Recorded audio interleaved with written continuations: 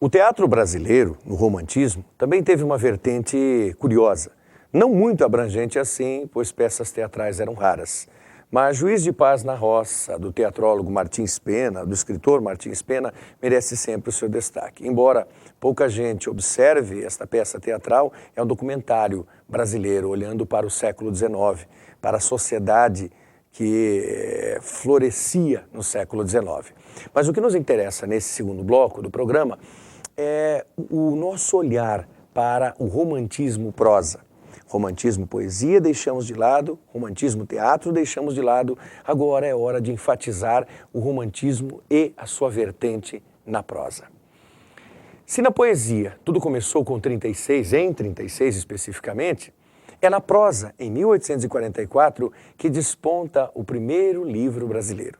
Uma história repleta de docilidade, doçura, o mel escorrendo pela pena de Joaquim Manuel de Macedo, e eis que surge a obra intitulada A Moreninha.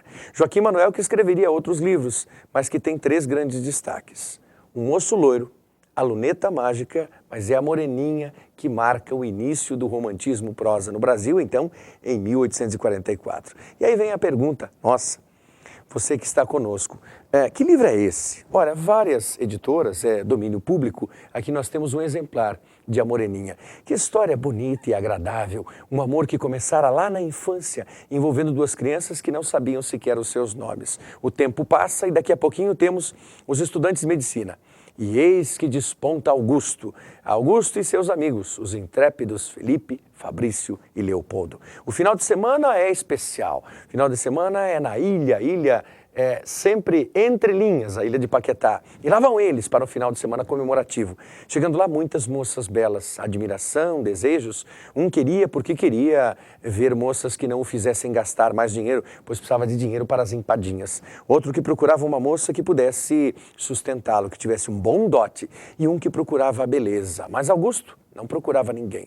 Ele apenas era procurado. Ora, logo esse Augusto que olhará daqui a instantes uma piveta, uma garotinha de 15 anos, uma mescla de anjo de trancinhas com um semblante de demônio. Sim, isso será retomado mais tarde por outro autor, mas esta fisionomia, esse estereótipo de Carolina coube muito bem. Ao final de semana passa em nada de Carolina ofertar sequer uma centelha de carinho ao Augusto. Isso mexe com o estudante que sai da ilha, sai do final de semana tendo uma certeza.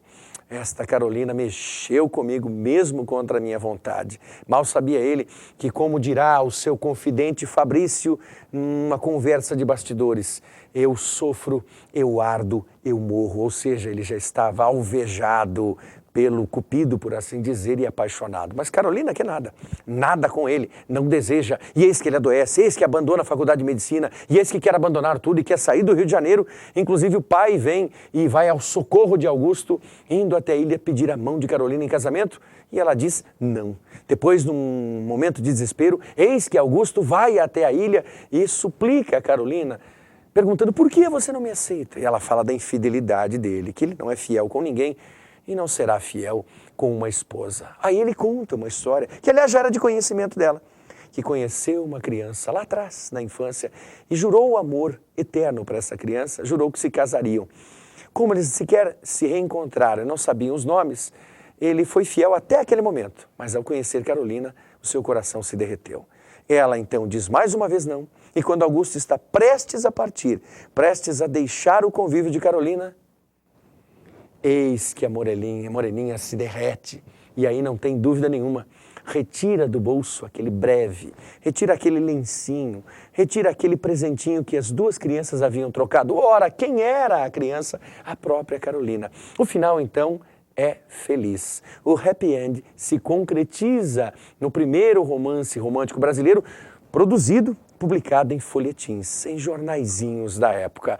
Os dois se casam e Augusto, que perdera a aposta para os amigos, ele disse que jamais se apaixonaria por alguém, mas ainda naquela ilha distante, que nada, ele se apaixonou mesmo. Ele perde a aposta e a aposta consistia no quê? Escrever um livro. Escreve então um livro, cujo título passa a ser A Moreninha, o primeiro romance romântico de nossa literatura. Mas Joaquim Manuel de Macedo não é o nosso grande artífice da literatura. O maior dos nossos escritores é aquele que conseguiu abranger tudo dentro do romance. Por isso chamado como pai do romance brasileiro. Quem é este? José Martiniano de Alencar. Nascido num lugarejo chamado Messejana, hoje é um bairro onde funciona um dos campos da Universidade Federal do Ceará. Pessoas podem ir até lá e conseguem seguir um pouquinho adiante da Praia do Futuro, da Praia dos Artistas, e já se deparam com uma casinha branca pequena, modesta, casa antiga, casa em que viveu José de Alencar e casa em que muitos dos romances foram escritos, ou seja, pelo menos os seus inícios, as suas partes singulares foram escritas. Zé de Alencar, e aí o importante é observar, escreveu romances românticos urbanos, como é o caso de A Moreninha. Então ele escreveu romances urbanos. Escreveu também romances indianistas, romances históricos e romances regionalistas. 4 vertentes do romance. Você, estudante, não pode perder isso de vista. Romance urbano, romance indianista, romance histórico, romance regionalista. Alencar foi bem nessas 4 vertentes? Não. Modestamente, entendemos que ele ficou aquém no romance histórico, embora tenha uma produção chamada Minas de Prata, que é relevante.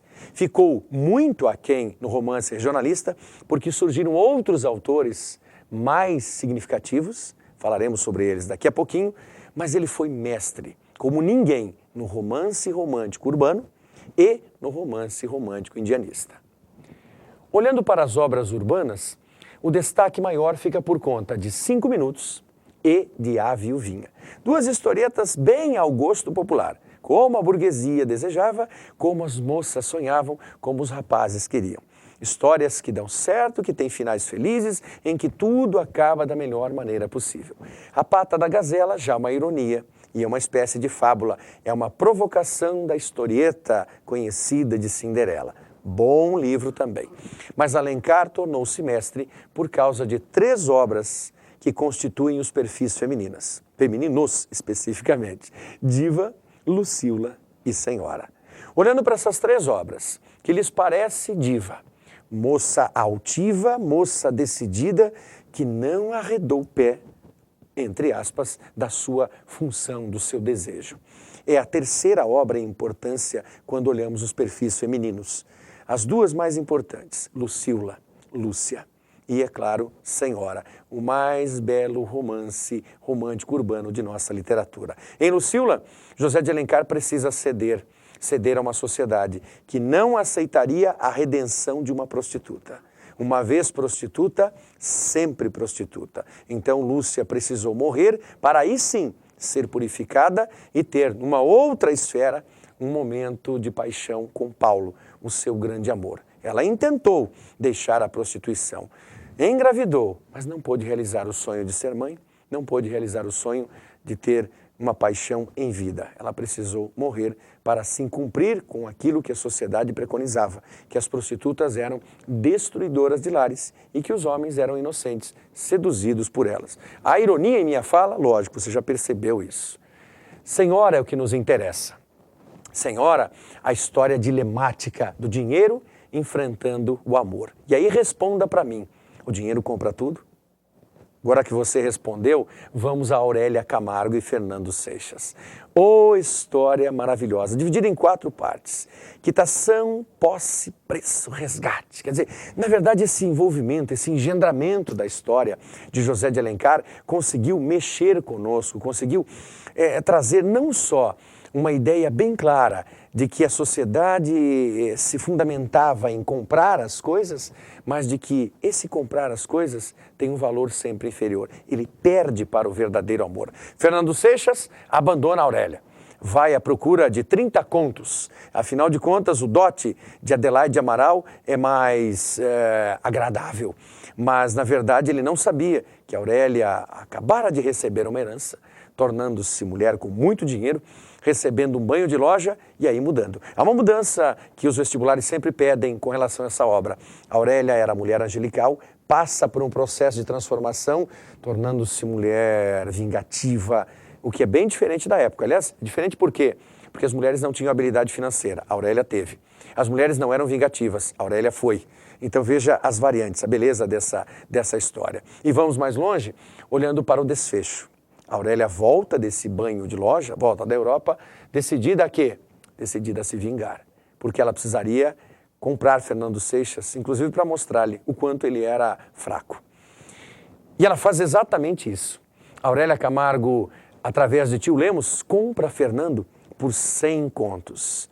20 na entrada, 80 na consumação do casamento. E eis um homem que vai se casar com uma mulher que ele nem sabe quem é. Vai para o casamento, com os 20 contos, ele dá 10 para uma irmã, 10 para outra irmã. Tudo funcionando em relação ao dinheiro. Até aí o dinheiro parece vencedor. Que nada. O dinheiro não vencerá essa história maravilhosa de amor engendrada por José de Alencar. Pois os dois se casam, Fernando Seixas imagina unir o útil ao agradável, dinheiro e beleza, mas que nada, ele sofrerá por um ano. Nas mãos de uma Aurélia vingativa, sempre distante, sempre venenosa, sempre provocativa, sempre dura. Ele sofrerá trabalhando, coisa que não havia feito ainda, e conseguirá restabelecer os 100 contos. Os 80 ele não havia mexido, os 20 deu para as irmãs. Resgata-se então a partir daí. A partir do momento em que ele chega a Aurélia e diz assim: Dona Aurélia, não lhe pertenço mais. Eis o dinheiro, agora vou-me embora. Ora, a Aurélia percebe que ele também se transformou de um homem sem caráter, de um homem sem valor, em alguém cheio de responsabilidade, de decência, de honradez. Então, os dois ficarão juntos, apaixonados, e hão de se amar para todo sempre. Eu não vou citar a parte que ela se ajoelha e pede para ele ficar, sob pena de as moças que estiverem nos assistindo ficarem aborrecidas. Mas é exatamente o que está na última página do livro. Vale a pena ler. Os romances indianistas, esses são singulares. Temos o Birajara, Iracema e o Guarani. O Birajara é a história de amor entre Jaguaré e Araci. Jaguaré vence todas as suas dificuldades e ganha o direito de se transformar em uma entidade indígena, em Ubirajara. Iracema, a mais linda descrição de uma mulher, a virgem com lábios de mel, aquela que exalava hálito de baunilha, perfeita. Ela também venceu o preconceito, mas infelizmente teve que pagar com a própria vida, embora a história de Iracema seja a lenda da criação do Ceará, pois através do nascimento do filho deles, de Iracema com Martins Soares de Souza, nasce Moacir, filho da dor, filho do sofrimento, primeiro cidadão cearense do Brasil. O Guarani é o épico, histórico e indianista, Peri e Ceci, um amor que não se realiza, mas toda a valentia, toda a coragem do índio brasileiro. Leitura indispensável de O Guarani, de Iracema e de Ubirajara para você que quer entender a formação do povo brasileiro pensando na figura do índio. Romances regionalistas, para fechar o nosso trabalho de hoje. Romances regionalistas, Franklin Távora, O Cabeleira, primeira história dos jagunços, do cangaço no Brasil. Bernardo Guimarães, A Escrava Isaura e O Seminarista. Belíssimos livros, vale a sua leitura mesmo. E Visconde de Scragnoli Toné, pensando em inocência. Um ponto relevante, nenhum dos romances regionalistas termina bem. Na verdade, Escrava Isaura é o que termina melhor porque elenca um grande vilão, talvez o primeiro vilão de nossa literatura, a figura de Leôncio. Os outros, O Seminarista, Inocência e O Cabeleira, terminam em tragédia. É o grande e lindo romance brasileiro. Não perca de vista ainda o romance pré-realista, Memórias de um Sargento de Milícias, de Manuel Antônio de Almeida. A Primeira Zombaria, um romance picaresco sobre o povão brasileiro. Até a próxima.